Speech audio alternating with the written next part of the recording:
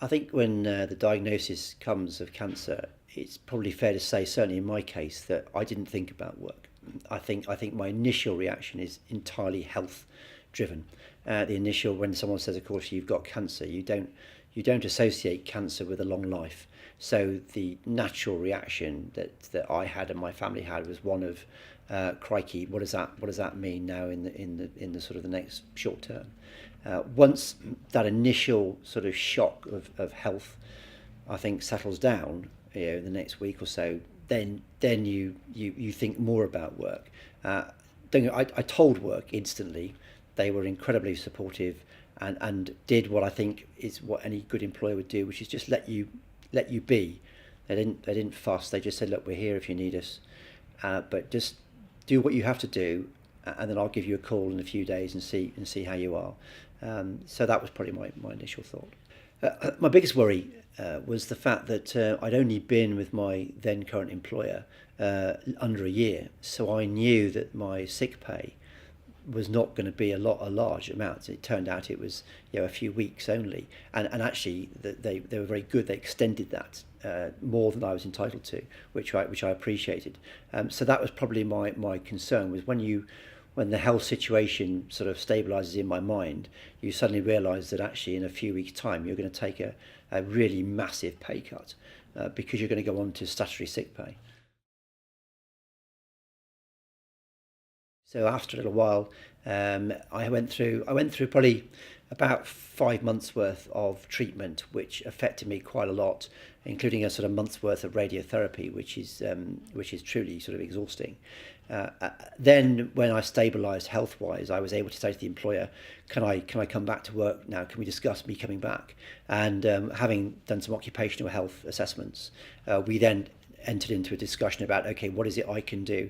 And they had some ideas about what I could do, and I had an idea about what I could do. And actually, within 5 minutes, we'd agreed what the future looked like, because it was my idea. And I said, okay, if you could do this, I'm very happy, and they were very happy. So actually, we had a very quick meeting, as it turned out, which was I think good for both sides. I think initially, leaving me alone was great, and then being attentive when I wanted them to be attentive, and that was good. The single biggest change they actually ended up making was they changed my role completely. So instead of being a 5 day a week role looking after a region, I ended up with a 1 day a week role looking after a county.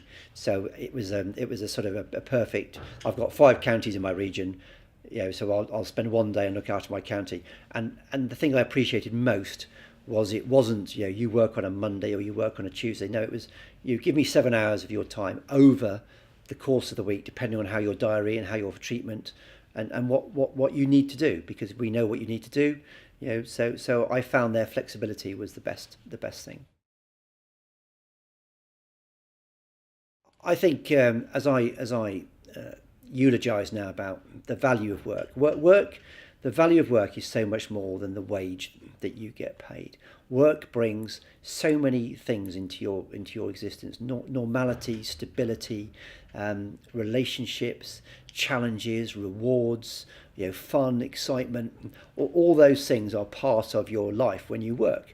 All those interactions that you have on a daily basis, which you take for granted. Those conversations around the sort of the water cooler, the drinks after work, the Christmas parties, whatever they might be, as well as the projects that you work on, the teams you build, the delivery, the achievement. They are all so important to keep you sane, to give you your self-esteem and your self-confidence, and ultimately your self-worth. I think when work is taken away, to me, that's what dawned on me. That's what I missed the most. So that's what work provides for me. Yes, I think so. I think there was a lot of concern when I was diagnosed, with a lot of messages of support and sympathy, which is, very nice. And then when I came back to work, there were lots of messages of support, and the team I belonged to, which was the team I ran until I was diagnosed. Then obviously somebody is coming to do that role. He's a fantastic team leader. He makes me feel part of the team, and my teammates who have always been there are terrific. They're still great teammates, and I enjoy their company, and they are very supportive and helpful to me. I think it's to use a naval expression, as I'm a sailor. It's a light hand on the tiller. So I think you reach out to the employee and you let them know that you're there, that you're available, and you are supportive.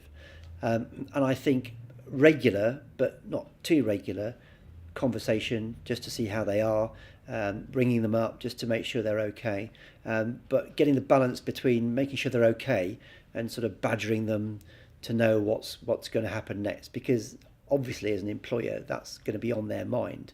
So trying to get that balance right, I think, for an employer is probably key. And I would say to them, just have a light hand. You will get the response that you need, as in what does the future look like, when the patient knows what the future is going to look like. Because for a lot of the time they don't. You don't know how you're going to react to a treatment. You don't know.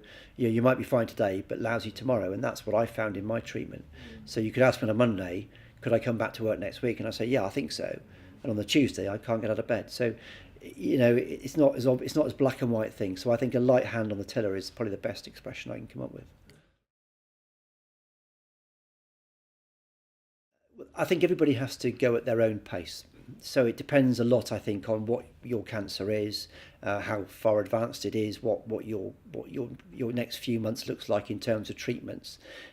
Somebody in my position where they're going to have a batch of treatment, and it probably takes over their life for quite some time, then I would say don't think about work. But your brain will kick back into work at the right moment for you in your cancer treatment. I think there'll be a point in time where work will start to come back into your life and start thinking about it, because I can't just lie around in bed thinking, no, woe is me. That's not me. So I was very keen to get back to work. So I think work will come back into anybody's life at their pace, depending on what they were doing beforehand.